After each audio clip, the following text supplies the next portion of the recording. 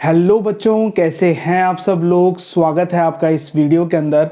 बच्चों, आज इस वीडियो में हम 20 to 25 most important MCQs income and determinants units का करने वाले हैं। ये बच्चों आपके क्लास 12 की एक बड़ी यूनिट है जो कि आपके मैक्रो इकोनॉमिक्स के अंदर है। बच्चों, हम एमसीक्यूज भी कर रहे हैं एंड इंपॉर्टेंट क्वेश्चंस भी कर रहे हैं। बच्चों, ऐसा नहीं समझना है कि यही क्वेश्चन आपके बोर्ड एग्जामिनेशन में आने वाले हैं, लेकिन इन क्वेश्चन से, इन एमसीक्यूज से हम प्रैक्टिस कर रहे हैं कि कैसे हम पूरे एक यूनिट को इन 20-30 क्वेश्चंस में कैसे प्रैक्टिस कर सकते हैं। बच्चों, आपको साथ बे साथ सॉल्व करते चलना है, साथ साथ सॉल्व करते चलना है। आपको पॉज करना है वीडियो को, कमेंट्स करना है, आंसर्स के सॉल्यूशन आपको लिखने हैं। तो बच्चों, आपका पूरा यूनिट ऐसे ही आपका रिवाइज भी हो जाएगा एंड आप प्रैक्टिस भी साथ में कर लोगे। तो बिना किसी देरी के हम जल्दी से स्क्रीन पे चलते हैं एंड 20 to 25 एमसीक्यूज को सॉल्व करने की कोशिश करते हैं। जल्दी से हम क्वेश्चन नंबर 1 को स्टार्ट करते हैं। If the consumption function is given c is equals to 100 plus 0.75 y। अब बच्चों, हमको बताना है कि what level of income will the saving be 0। तो बच्चों, ये सेविंग का फंक्शन तो नहीं है, तो हम इस फंक्शन को सेविंग के फंक्शन में कन्वर्ट करते हैं। देखो कैसे करेंगे। s is equals to -100 plus 0.25 y। हमको पता है कि जो ये स्लोप है, जब हम सेविंग में कन्वर्ट करते हैं तो 1 माइनस यहाँ पे MPC आ जाता है। ठीक है, तो हमने वही करा है। देखो -100 प्लस, अब देखो यहाँ पे लगाओ, 100 लगाओगे तो नहीं होगा, 300 नहीं लगाओगे तो भी नहीं होगा, लेकिन अगर 400 लगाओगे, अगर आप यहाँ पे 400 लगा दोगे तो क्या हो जाएगा, -100 प्लस 100, तो जो सेविंग्स है उसकी वैल्यू 0 आ जाएगी एंड आपका 400 यहाँ पे ऑप्शन सही हो जाता है। बच्चों, इसके लिए आपको सेविंग फंक्शन एंड जो कंजप्शन फंक्शन है उनका याद होना बहुत ज़रूरी है। उनके ग्राफ्स आपको बहुत अच्छी तरीके से याद होने चाहिए।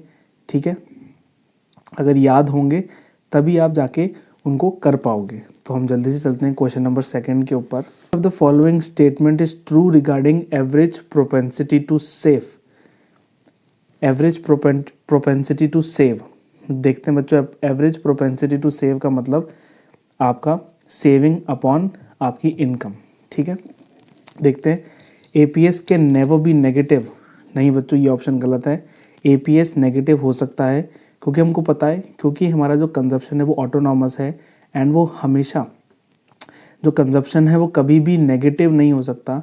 इसलिए जब हमारी इनकम भी ज़ीरो होगी तो सेविंग कुछ ना कुछ नेगेटिव में तो होगी, -10, -15 कुछ भी। तो अगर इनकम ज़ीरो है, ठीक है, तो ये इन्फानाइट हो जाता है। लेकिन अगर इनकम, जैसे मुझे बताओ, इनकम है 20, ठीक है, माइनस ये है एंड 30 का ऑटोनॉमस कंजप्शन है, तो जो सेविंग है वो क्या हो जाएगी, नेगेटिव हो जाएगी। तो सेविंग नेगेटिव हो सकती है, यानी कि फर्स्ट ऑप्शन हमारा गलत हो जाता है। APS can be greater than 1 when income is very high. बच्चों, एवरेज प्रोपेंसिटी टू सेव कभी भी 1 से ज़्यादा नहीं हो सकती। क्यों? क्योंकि जितना आप अर्न कर रहे हो, आप मान लो 100 रुपीज़ अर्न कर रहे हो, तो आप 150 रुपीज़ सेव नहीं कर सकते, है ना। 150 रुपीज़ सेव आप नहीं कर सकते, इसलिए कभी भी जो APS है वो 1 नहीं हो सकता, वो कभी भी 1 नहीं हो सकता। यानी कि फर्स्ट भी ऑप्शन गलत, सेकंड भी ऑप्शन गलत। सी पढ़ते हैं। APS rises with the increase in income because consumption increases at slower rate than income. ठीक है बच्चों, ये सी ऑप्शन सही लग रहा है। डी भी देख लेते हैं। APS is the ratio of change in saving to the change in total income. नहीं है, ये रेशो है, रेशो ऑफ चेंज नहीं है। रेशो ऑफ चेंज तो हमारा MPS हो जाता है। ठीक है, तो डी ऑप्शन भी गलत हो जाता है। तो सी ऑप्शन बिल्कुल सही है, जिसमें लिख रखा है APS rises with N increase in income because consumption increases at slower rate. जब हमने कीन्स का लॉ पढ़ा था, तब उसके अंदर हमने पढ़ा था कि जो कंजप्शन है वो इंक्रीज होता है, लेकिन ग्रेजुअली वो डिक्रीजिंग रेट पर इंक्रीज होता है। ठीक है बच्चों, अगर आपने एक्सप्लेनेशन नहीं देख रखा है तो आप एक्सप्लेनेशन को ज़रूर जाके देखना, जिससे आपको पूरी तरीके से ये चैप्टर क्लियर हो जाए। जल्दी से हम क्वेश्चन नंबर 3 देखते हैं। During the derivation of saving curve from consumption curve. ठीक है, हमको कंजप्शन कर्व से हम जब सेविंग कर्व को निकालते हैं, आपको से पता होगा, तो हम देखते हैं इसमें क्या बोला गया है, the point where the consumption curve intersects the 45 degree line, यानी कि यहाँ पे ए एस की बात हो रखी है। कंजप्शन कर्व यानी कि ये इस कर्व की बात है, ये तो हमारा 45 डिग्री लाइन है एंड ये हमारा एडीएस है, एडी है। ठीक है, ये हमारा एडी है। तो जब इंटरसेक्ट करता है, this corresponds to the point where saving curve intersects Y axis. नहीं, सेविंग कर्व कभी वाई एक्सिस पर इंटरसेक्ट ही नहीं करती है। इंटरसेक्ट तब करेगी जब वो नेगेटिव पे होगी। ठीक है, नेगेटिव पे होगी जब वो इंटरसेक्ट करेगी। तो ये ऑप्शन गलत है। The point where saving curve has a positive intercept. नहीं बच्चों, ये भी ऑप्शन गलत है। The break even point where saving curve intersects X axis. हाँ बच्चों, ये सही है, क्योंकि ब्रेक इवन पॉइंट पे जहाँ पे वो दोनों इंटरैक्ट करते हैं, ये देखो इंटरैक्ट करते हैं, वहाँ पे जो सेविंग कर्व है वो पॉजिटिव होता है। वो क्या होता है? पॉजिटिव होता है, एक्स एक्सेस को कट करता है वो। ठीक है, point where M P C is equals to M P S. नहीं बच्चों, ये तो ऑप्शन ही गलत है, तो सी ऑप्शन यहाँ पे सूटेबल ऑप्शन हो जाता है। क्वेश्चन नंबर 4 को देखते हैं। असर्शन एंड रीजन का केस है। The value of M P C usually lies between 0 to 1। हाँ बच्चों, जो एम पी सी की जो वैल्यू है वो 0 to 1 लाई करती है। इस रेंज को आपको याद करके रखना है। As income increases consumers tend to spend the entire income, increase in income on consumption to maintain the standard of living. नहीं बच्चों, एंटायर कभी भी कोई भी खर्च नहीं करता, पोर्शन ऑफ इनकम हमेशा हम खर्च करते हैं। तो जो रीज़न है वो गलत हो जाता है, इसलिए आपका C option most suitable and correct option हो जाता है। Y is the aggregate supply curve represented by 45 degree line in macro economics. बच्चों मैं बता दूं कि जब भी हम ग्राफ बनाते हैं ना, तो यहाँ पे तो हम लिखते हैं ए एस, है ना, और यहाँ पे लिखते हैं हम इनकम। अब देखो, एग्रीगेट सप्लाई यानी कि यहाँ पे जितने भी गुड्स एंड सर्विसेज की हम सप्लाई कर रहे हैं इकोनॉमी के अंदर, उनकी हम मॉनेटरी वैल्यू पर उनको ले लेते हैं। तो अगर हम मॉनेटरी वैल्यू पे ले लेंगे तो आपने प्रोडक्शन, फिर उसके बाद डिस्ट्रीब्यूशन, उसके बाद डिस्पोजिशन एंड वापस प्रोडक्शन, तो हमको पता है कि जितना जितना वैल्यू का गुड्स एंड सर्विसेज प्रोड्यूस हुआ है, उतनी ही इनकम लोगों में बटेगी, उतना ही लोग बाग खर्च करेंगे एंड उसी के हिसाब से जो ये साइकिल है वो चलती जाएगी। तो यहाँ पे हम गुड्स एंड सर्विसेज की मॉनेटरी वैल्यू ले लेते हैं, जिससे क्या होता है कैलकुलेशन में, एंड जब हम आगे मैक्रो इकोनॉमिक्स पढ़ते हैं तो उसमें हमको बहुत ज़्यादा इजी होता है। तो देखो, यहाँ पर भी इनकम की बात करी गई है, यहाँ पर भी इनकम की बात कर रखी है। तो जो लाइन इसको कट करेगी वो इस फर्स्ट क्वाड्रेंट को इक्वल हाफ में बांट देगी, इसलिए हम ए एस को बोलते हैं ये 45 डिग्री लाइन है। तो देख लेते हैं इसके रीजंस यहाँ पे क्या गिवन है। Because it shows that the price level remains constant regardless of output. नहीं बच्चों, ये गलत है। Because it represent the physical limit. नहीं। Because at every point on the line national income Y is exactly equal to plan investment. देखो यहाँ पे सही गिवन है, Y is equals to C plus S है। ठीक है, यानी y इज इक्वल्स टू, आप बोल सकते हो कि ये ए एस के इक्वल है, क्योंकि हमने पढ़ा है कि A S is equals to consumption plus saving. तो सी ऑप्शन बच्चों आपका बिल्कुल सही है। Because it reflects that the marginal propensity to save is always equal to 0.5। नहीं बच्चों, ये तो कोई रिलेशन ही नहीं है, कुछ भी पॉइंट यहाँ पे उठा के ये दे दिया है। ठीक है, क्वेश्चन नंबर 6 देखते हैं बच्चों। आज हम कोशिश करेंगे कि 12 to 13 क्वेश्चन ही हम करें। ठीक है, हम आराम से देखकर समझकर करेंगे। ठीक है बच्चों, जिससे आपका कंप्लीट अंडरस्टैंडिंग डेवलप हो इस चैप्टर की। If an economy is operating at a point. मैं होप करता हूं कि ये क्वेश्चंस आपको बहुत अच्छे लग रहे हैं, बहुत इंटरेस्टिंग लग रहे हैं। अगर आपने अभी तक इस वीडियो को लाइक नहीं किया है तो अभी लाइक करना है, कमेंट करना है, अपने दोस्तों तक शेयर करना है, नोट्स बनाना है, पॉज करके पहले क्वेश्चन को सॉल्व करना है एंड फिर एक्सप्लेनेशन को देखना है। बच्चों, अगर आप मुझसे पर्सनल पढ़ना चाहते हैं, डायरेक्ट मुझसे पढ़ना चाहते हैं, तो आप मुझे मैसेज कर सकते हैं। मेरे व्हाट्सएप नंबर आपको स्क्रीन पर दिख रहे होंगे, या फिर आप कमेंट कर सकते हैं। तो जल्दी से हम वीडियो में आगे बढ़ते हैं एंड एमसीक्यूज को सॉल्व करते हैं। To the left of 45 degree line. बच्चों, ये लेफ्ट ऑफ 45 डिग्री लाइन क्या है, देखो समझते हैं। लेफ्ट ऑफ 45 डिग्री लाइन यानी कि जैसे ये तो आपका आ जाएगा ये तो आपका एडी एंड एएस आ जाता है, एंड ये आपका आ जाता है इनकम। जब आप लाइन बनाओगे ये हो जाती है 45 डिग्री लाइन, एंड ये आपकी कंजप्शन की लाइन है जो आपकी एडी की लाइन है, ठीक है, ये एडी एंड ये एएस। लेफ्ट यानी कि इस एरिया की बात करी गई है, किस एरिया की, इस एरिया की बात यहाँ पे करी गई है, ठीक है, इस एरिया की बात करी गई है, यानी कि लेफ्ट साइड, इस साइड, ठीक है। The most likely outcome is a planned increase in inventory, increase in inventory stock. नहीं बच्चों, यहाँ पे देखो जो एडी है वो क्या है, ज़्यादा है एएस से, यानी कि यहाँ पे डिमांड ज़्यादा हो रही है एंड सप्लाई यहाँ पे कम है। अब प्लान्ड इंक्रीज नहीं, ये चीज़ नहीं है। A decrease in general price level नहीं।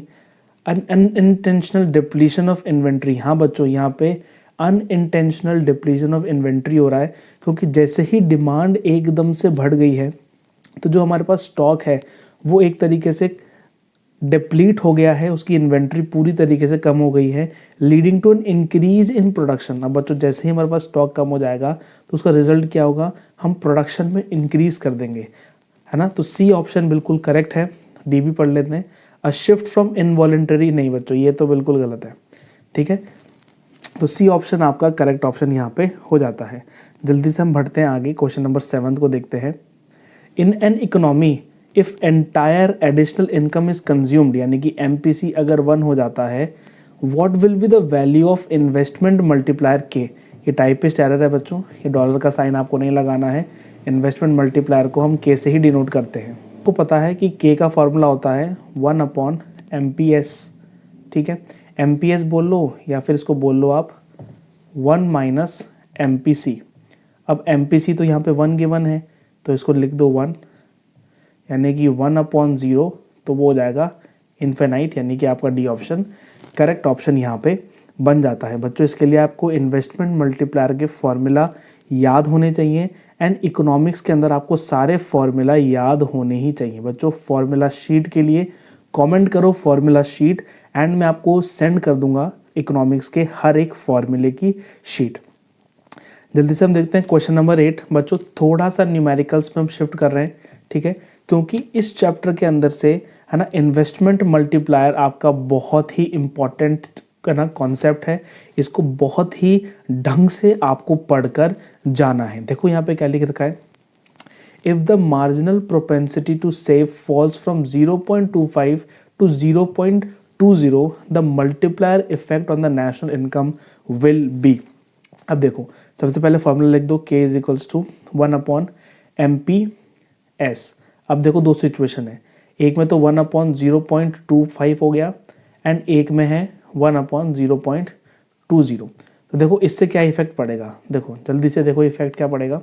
इससे इफेक्ट पड़ेगा, ये हो जाएगा आपका 4 टाइम्स, ये हो जाएगा आपका 4 टाइम्स, ठीक है, इंटू आप 100 कर दोगे, ठीक है, इसको भी इंटू आप 100 कर दोगे तो ये हो जाएगा 5 टाइम्स।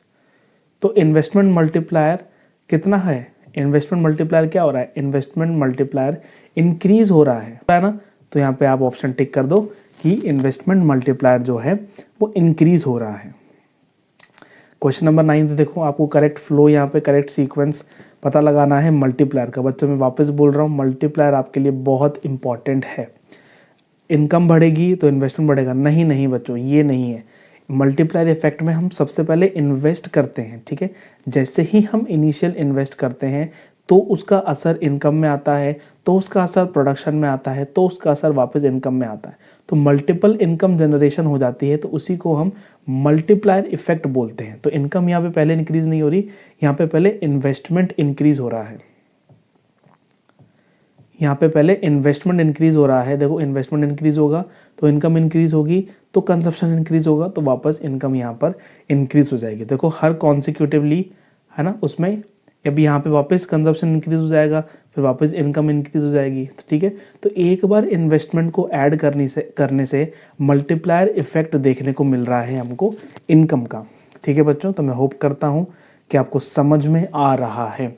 क्वेश्चन नंबर 10 देखो, if an initial investment is 500 crore leads to total increase in the national income of 2500 crore, the value of MPS is. देखो बच्चों बहुत ही इजी केस है, बस आपको फॉर्मूले याद होने चाहिए। देखो अब देखो यहाँ पे आपका इनिशियल इन्वेस्टमेंट क्या था, देखो के की वैल्यू हम कैसे लिखेंगे, आपका सबसे पहले फाइनल इन्वेस्टमेंट क्या हुआ 2500, ये आपका है जो आपका फाइनल है, ठीक है, और आपका इनिशियल हुआ 500, तो के की वैल्यू कितनी हो गई, के की वैल्यू हो गई 5।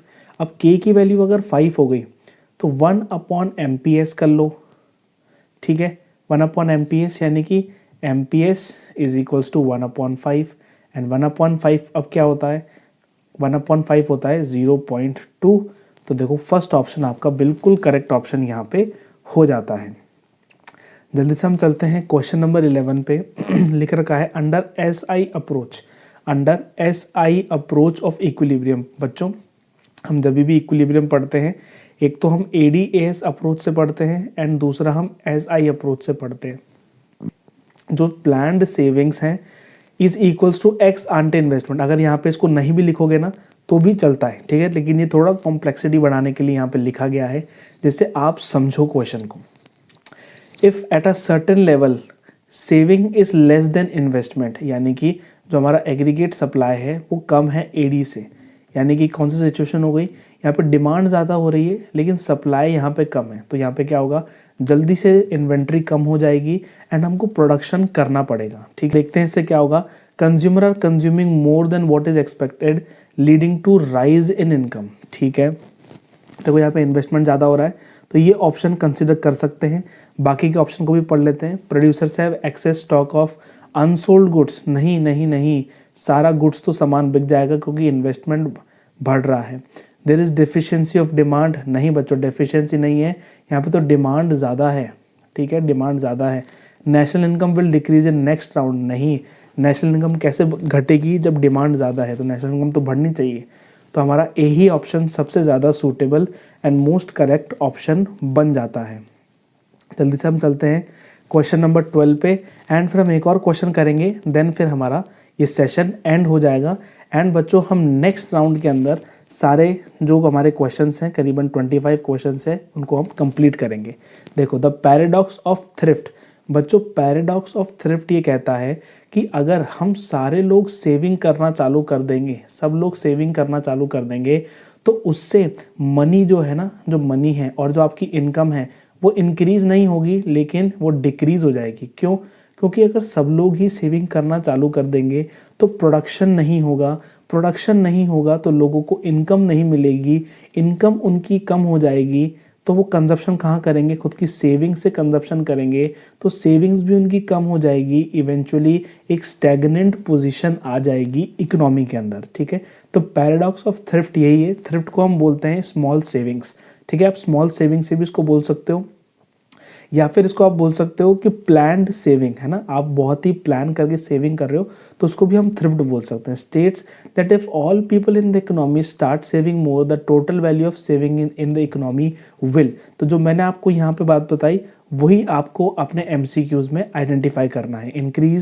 Increase because of the higher MPC, unchanged as investment is autonomous, either decline or remain unchanged because the total income will fall, increase in investment multiplier। C option correct है कि बढ़ भी सकती है एंड अनचेंज्ड भी हो सकती है। सी ऑप्शन बच्चों यहाँ पे सही है कि डिक्लाइन भी हो सकती है एंड अनचेंज्ड भी हो सकती है because the total income will fall. बच्चों यहाँ पे देखो अनचेंज क्यों लिख रखा है, क्यों लिख रखा है, क्योंकि फिर भी अगर प्रोडक्शन भी कम हो जाए, ठीक है ना, अगर यहाँ पे एग्रीगेट डिमांड भी फॉल हो जाए तो ये है ना अनचेंज्ड क्यों होगी, क्योंकि जो ऑटोनॉमस इन्वेस्टमेंट है वो तो गवर्नमेंट करती ही रहेगी ना, इसलिए ये अनचेंज्ड होगा, इसलिए एकदम से डाउन नहीं हो जाएगा, ठीक है ना, या तो डिक्लाइन हो जाएगा या तो अनचेंज्ड रहेगा, ये आप याद रखना। अब हम लास्ट क्वेश्चन करते हैं इस वीडियो का, देन फिर हम मिलेंगे नेक्स्ट वीडियो में और सारे MCQs को हम सॉल्व कर रहे होंगे। Involuntary unemployment refers to situation, यानी कि जो इनवॉलेंट्री अनएम्प्लॉयमेंट है वो कौन सी सिचुएशन में रिफ्लेक्ट होती है, MCQs को पढ़ना है। पीपल आर नॉट विलिंग, नहीं, पीपल आर नॉट विलिंग उसको हम बोलते हैं वॉलेंटरीली अनएम्प्लॉयमेंट, ठीक है। तो ए ऑप्शन तो बिल्कुल गलत है। People are willing to work but do not get work at the prevailing wage rate. हाँ बच्चों, यही ऑप्शन सही है, क्योंकि इनवॉलेंट्री अनएम्प्लॉयमेंट में ऐसा होता है कि लोग काम तो करना चाहते हैं, वो विलिंग तो हैं, लेकिन उनको एग्जिस्टिंग वेज रेट पे काम नहीं मिल रहा होता, तो वो इनवॉलेंट्री अनएम्प्लॉयमेंट है। ये एक कंट्री के लिए रियल डैमेज है एंड रियल कंसर्न है। There is a temporary friction नहीं, it is a part of full employment नहीं। ठीक है, तो बी ऑप्शन आपका बहुत सूटेबल ऑप्शन हो जाता है। तो बच्चों मैं होप करता हूँ कि 13 क्वेश्चन आपको बहुत ज़्यादा हेल्प किए होंगे। मिलते हैं हम नेक्स्ट वीडियो के अंदर। Till then good bye, take care, thank you बच्चों मैं होप करता हूँ कि वीडियो आपको बहुत अच्छी लगी है। तो मिलते हैं नेक्स्ट वीडियो के अंदर। Till then good bye, take care, thank you बच्चों।